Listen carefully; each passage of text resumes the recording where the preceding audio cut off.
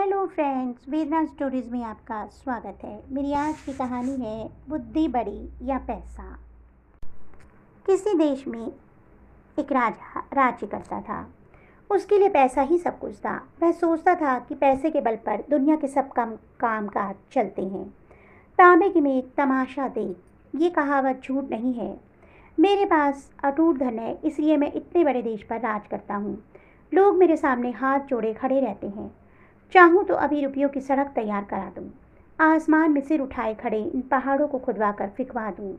पैसे के बूते पर मेरे पास एक जबरदस्त फौज है। उसके द्वारा किसी भी देश को क्षण भर में कुचल सकता हूँ। वह सबसे यही कहता था कि संसार में धर्म, कर्म, स्त्री, पुरुष, मित्र, सखा सब पैसा ही है। राजा सिर से पैर तक पैसे के मद में डूबा था, परंतु उसकी रानी बड़ी बुद्धिमती थी। वह पैसे को तुच्छ और बुद्धि को श्रेष्ठ समझती थी। रानी की चतुराई के कारण राजा का सब कामकाज ठीक रीति से चलता था। उसका कहना था कि दुनिया पैसे के बूते उतनी नहीं चलती जितनी बुद्धि के बूते पर, लेकिन राजा के सामने साफ बात कहने में संकोच करती थी। एक दिन राजा ने पूछा, रानी सच कहो, दुनिया में बुद्धि बड़ी या पैसा? रानी बड़े असमंजस में पड़ी, सोचने लगी।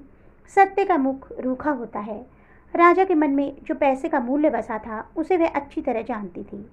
कुछ उत्तर तो देना ही था। वह बोली, महाराज, यदि आप सच पूछते हैं तो मैं बुद्धि को बड़ा समझती हूँ। बुद्धि से ही पैसा आता है और बुद्धि से ही सब काम चलते हैं। बुद्धि ना हो तो सब खजाना यूं ही लुट जाते हैं, राजपाट चौपट हो जाते हैं। पैसे की इस प्रकार निंदा सुनकर राजा को बहुत गुस्सा आया। बोला, रानी, तुम्हें अपनी बुद्धि का बड़ा घमंड है। मैं देखना चाहता हूँ कि तुम बिना पैसे की बुद्धि के सहारे कैसे काम चलाती हो। ऐसा कहकर उसने रानी को नगर के बाहर एक मकान में रख दिया। सेवा के लिए 2-4 नौकर भेज दिए। खर्च के लिए ना तो एक पैसा दिया और ना ही किसी तरह का कोई सामान। रानी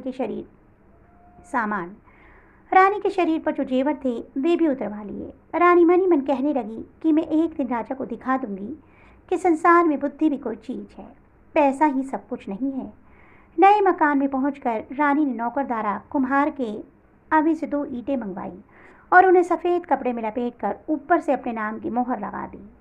फिर नौकर को बुलाकर कहा, तुम मेरी इस धरोहर को धन्नू सेठ के घर ले जाओ।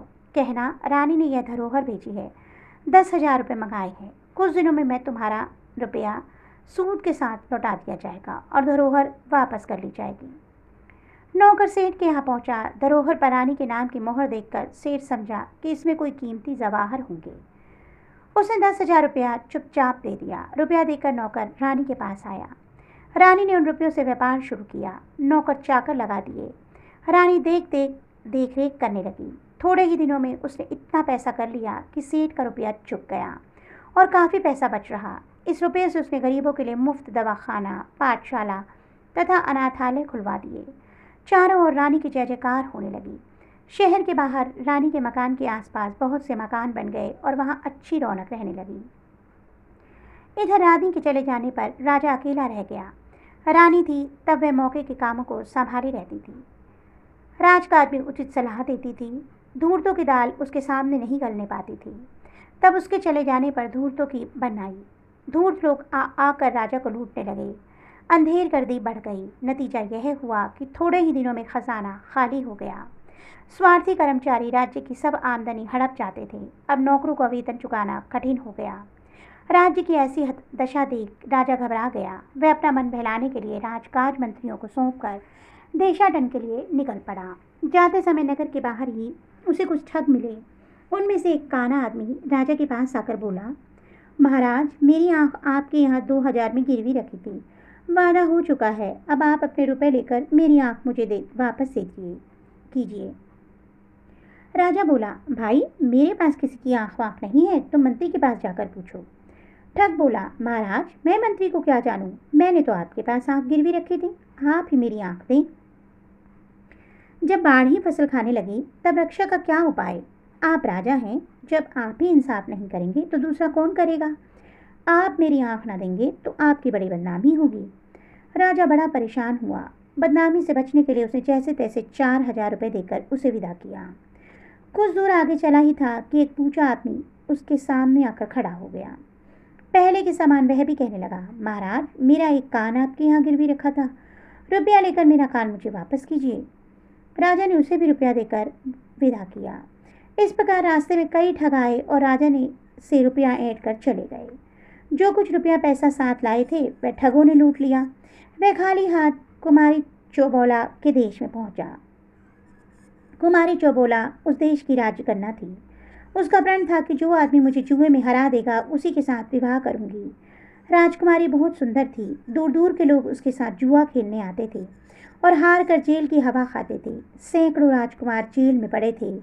मुसीबत के मारे यह राजा साहब भी उसी देश में आ पहुंचे। चौबाला की सुंदरता की खबर उनके कानों में पड़ी तो उनके मुंह में पानी भर आया। उनकी इच्छा उसके साथ विवाह करने की हुई। राजकुमारी ने महल से कुछ दूरी पर एक बंगला बनवा दिया था। विवाह की इच्छा से आने वाले लोग इसी बंगले में ठहरते थे। राजा भी उस बंगले में जहाँ पहुंचा, पहरेदार ने तुरंत बेटी को खबर दी। थोड़ी देर बाद एक तोता उड़ कर आया और राजा की बाह पर बैठ गया। उसके गले में एक चिट्ठी बंधी थी जिसमें विवाह की शर्तें लिखी थी। अंत में यह भी लिखा था कि यदि तुम जुए में हार गए तो तुम्हें जेल की हवा खानी पड़ेगी। राजा ने चिट्ठी पढ़कर जेब में रख ली। थोड़ी देर बाद राजा को राजकुमारी के महल में बुलाया गया। जुआ शुरू हुआ और राजा हार गया। शर्त के अनुसार वह जेल भेज दिया गया। राजा की हालत बिगड़ने और नगर छोड़कर चले जाने का समाचार जब रानी को मालूम हुआ तो उसे बहुत दुख हुआ। राजा का पता लगाने वह भी परदेश को निकली। कुछ ही दूर चली थी कि वहीं पुराने ठग फिर आ गए। सबसे पहले वही काना आया। कहने लगा, रानी साहब आपके पास मेरी आंख 2000 में गिरवी रखी थी। आप अपना रुपया देकर मेरी आंख वापस दीजिए। रानी बोली, बहुत ठीक, मेरे पास बहुत से लोगों की आंखें गिरवी रखी हैं, उन्हीं में तुम्हारी भी होंगी। एक काम करो, तुम अपनी दूसरी आंख निकाल कर मुझे दो। उसके तोल की जो आंख होगी वह तुम्हें दे दी जाएगी। रानी का जवाब सुनकर ठग की नानी मर गई। वह बहुत घबराया। रानी बोली, देर मत करो, दूसरी आंख जल्दी निकालो, उसी के तोल की आंख दे दी जाएगी। ठग हाथ पैर जोड़कर माफी मांगने लगा। बोला, सरकार मुझे आंख वाँख कुछ नहीं चाहिए, मुझे जाने की आज्ञा दीजिए। रानी बोली, नहीं, मैं किसी की धरोहर अपने पास रखना उचित नहीं समझती। तुम जल्दी अपनी आंख निकाल कर मुझे दो, नहीं तो सिपाहियों से कहकर निकलवा लूंगी। अंत में ठग ने विनती करके 4000 रुपया देकर अपनी जान बचाई। यही हाल मूचे का हुआ। जब उसने देखा कि रानी का नौकर दूसरा कान काटने ही वाला है तो उसने भी 4000 रुपया देकर रानी से अपना पिंड छुड़ाया। ठगों से निपटकर रानी आगे बढ़ी और पता लगाते लगाते कुमारी चौबोला के देश में जा पहुंची। राजा के जेल जाने का समाचार सुनकर उसे दुख हुआ। जब वह राजा को जेल से छुड़ाने का उपाय सोचने लगी, उसने पता लगाया कि रानी चौबोला किस प्रकार का जुआ खेलती है। सारा भेद समझकर उसने पुरुष का भेष बनाया और बंगले पर जा पहुंची। पहरेदार ने खबर दी। थोड़ी देर में तोता उड़कर आया। रानी ने उसके गले में चिट्ठी खोलकर पढ़ी। कुछ समय बाद बुलावा आया। रानी पुरुष वेश में कुमारी चौबोला के महल में पहुंची। इन्हें देखकर चौबोला का मन न जाने क्यों गिरने लगा।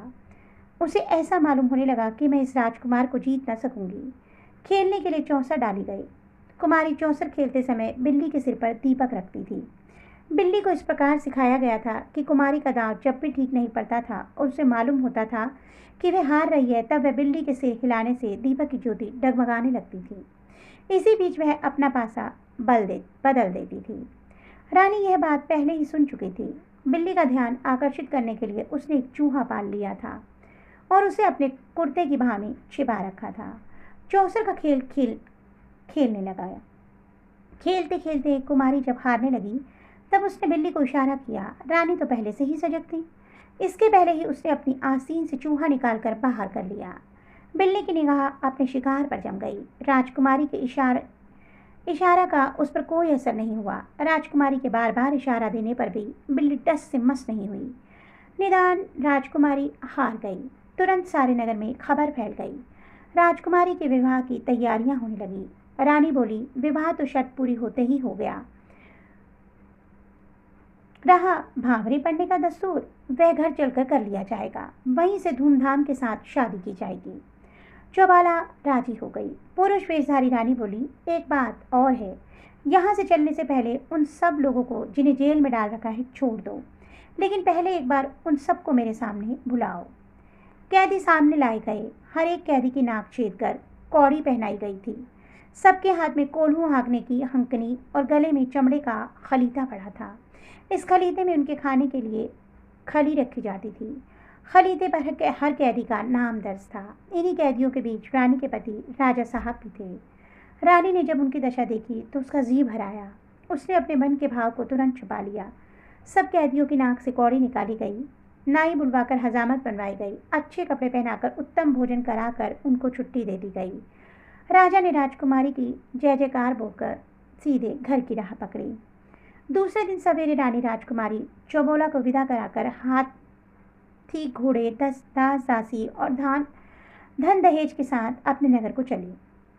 रानी पुरुष वेश में घोड़े पर बैठी आगे आगे चल रही थी। पीछे पीछे चौबोला की पालकी चल रही थी। कुछ दिन में वह अपने नगर में आ पहुंची और नगर के बाहर अपने बंगले में ठहर गई। राजा जब लौटकर अपने नगर में आए तो देखते क्या है कि रानी के मकान के पास औषधालय, पाठशाला, अनाथालय आदि कई इमारतें बनी हैं।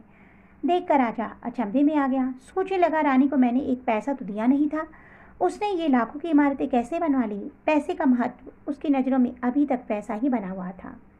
संध्या समय उसने रानी को बुलवाया, पूछा, कहो रानी, अब भी तुम्हारी समझ में आया कि बुद्धि बड़ी होती है या पैसा? रानी कुछ नहीं बोली। चुपचाप उसने राजा के नाक की कौड़ी, खलीता, हंकन और खली का टुकड़ा सामने रख दिया।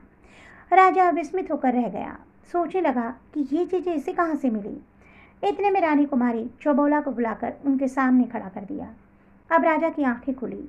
वह समझ गए कि चौबोला की कैद को छुड़ाने वाला राजकुमार और कोई नहीं, उसकी बुद्धिमती रानी ही थी। राजा ने लज्जित होकर सिर नीचा कर लिया। फिर कुछ देर सोचकर कहने लगा, रानी, अभी तक मैं बड़ी भूल में था, तुमने मेरी आंखें खोल दी। अभी तक मैं पैसे की ही सब कुछ समझता था, पर आज मेरी समझ में आया कि बुद्धि के आगे पैसा कोई चीज़ नहीं है। शुभ मुहूर्त में चौबोला का विवाह राजा के साथ धूमधाम के साथ हो गया।